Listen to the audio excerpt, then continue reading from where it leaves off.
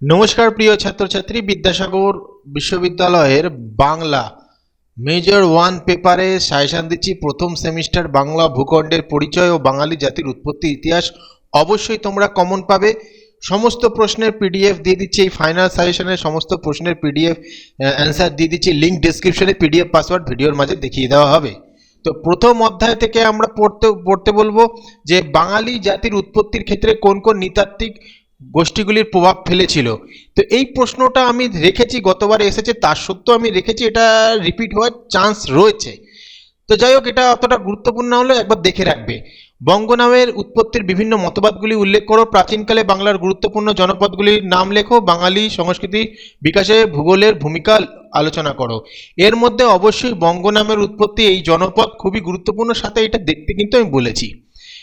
মান 10-এর জন্য পড়বে বাংলা ভূখণ্ডের ভৌগোলিক বৈশিষ্ট্যগুলি আলোচনা করো। এই বৈশিষ্ট্যগুলি বাঙালির জীবন ও সংস্কৃতিকে কিভাবে প্রভাবিত করেছে গুরুত্বপূর্ণ রয়েছে। বাঙালি জাতির উৎপত্তির বিভিন্ন পর্যায়গুলি আলোচনা করো। এই বিষয়ে ঐতিহাসিক ও নৃতাত্ত্বিক মতবাদ উল্লেখ করো। যেটা গতবারে ছোট প্রশ্নে আসলে এবারে কিন্তু বড় প্রশ্নে আসার চান্স প্রবল রয়েছে, তার জন্য এটা পড়তে বলেছিলাম। মান 5-এর জন্য প্রাচীন বাংলার রাজনৈতিক ও অর্থনৈতিক ইতিহাসে ভূখণ্ডের গুরুত্ব আলোচনা করো। বঙ্গ নামকরণে ঐতিহাসিক প্রেক্ষাপট বিশ্লেষণ করো। বিভিন্ন ঐতিহাসিক সূত্র থেকে প্রাপ্ত তথ্য আলোচনা করো। বাঙালি জাতি গঠনে বিভিন্ন ভাষাভাষী সংস্কৃতিবান জনগোষ্ঠীর অবদান আলোচনা করো। ভেরি ভেরি ইম্পর্টেন্ট, এই দুটো কিন্তু খুবই গুরুত্বপূর্ণ, এই তিনটে। পরের অধ্যায় থেকে মান 5-এর জন্য পড়বে বাংলা ভাষার উদ্ভব কোন ভাষা গোষ্ঠী থেকে হয়েছে। এই বিষয়ে প্রচলিত মতবাদটি সংক্ষেপে লেখো। বাংলা ভাষার 3টি প্রধান স্তর উল্লেখ করো। প্রত্যেকটি স্তরের সময়কাল লেখো। Very very important. বাংলা ভাষায় যে কোনো দুটি উপভাষার আঞ্চলিক বৈশিষ্ট্য উদাহরণ সহ আলোচনা করো। Very very important.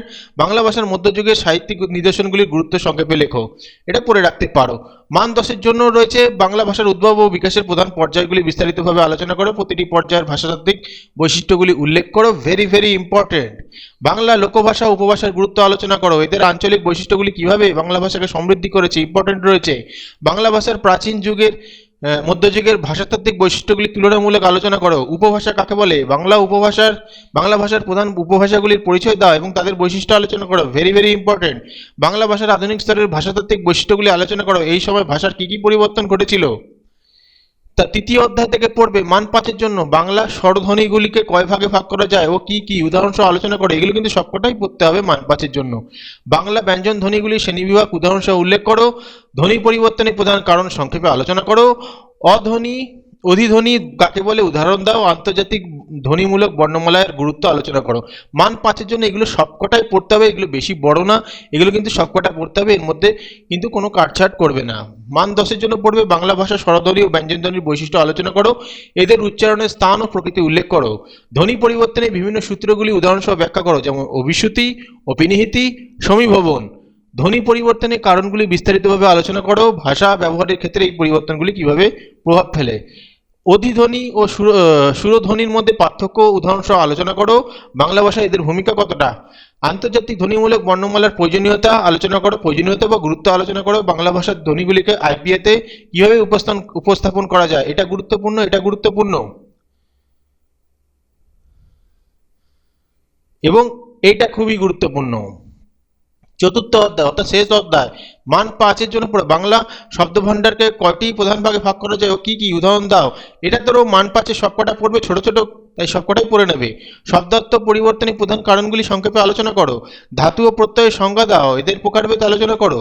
কারক ও বিভক্তির মধ্যে সম্পর্ক উদাহরণসহ ব্যাখ্যা করো। এটা পার্থক্য আসতে এর উদাহরণসহ আলোচনাও আসতে পারে। ঠিক আছে, এই যে উদাহরণসহ ব্যাখ্যা করো। সমাসের সংজ্ঞা দাও এবং বাংলা ভাষায় এর প্রয়োজনীয়তা আলোচনা করো। মান 10-এর জন্য পড়বে বাংলা শব্দভাণ্ডারের বিভিন্ন উৎসগুলি আলোচনা করো। বাংলা ভাষার আগত বিদেশি শব্দগুলি প্রভাব আলোচনা করো। Very very important. শব্দার্থ পরিবর্তনের বিভিন্ন ধারাগুলি উদাহরণসহ ব্যাখ্যা করো। Very very important. অর্থের প্রসার, অর্থ সংকোচ, অর্থের রূপান্তর, এসব।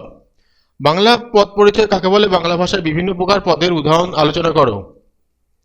ধাতু ও প্রত্যয়ের বিস্তারিত আলোচনা করো। কৃত প্রত্যয় ও তদ্ধিত প্রত্যয় উদাহরণ দাও। এদের কাজ ব্যাখ্যা করো। Very very important.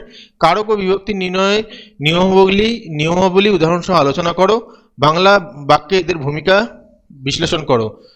সমাস কাকে বলে, বাংলা ভাষায় প্রচলিত বিভিন্ন প্রকার সমাসের উদাহরণ দাও। Very very important. এই হলো তোমাদের সাজেশন।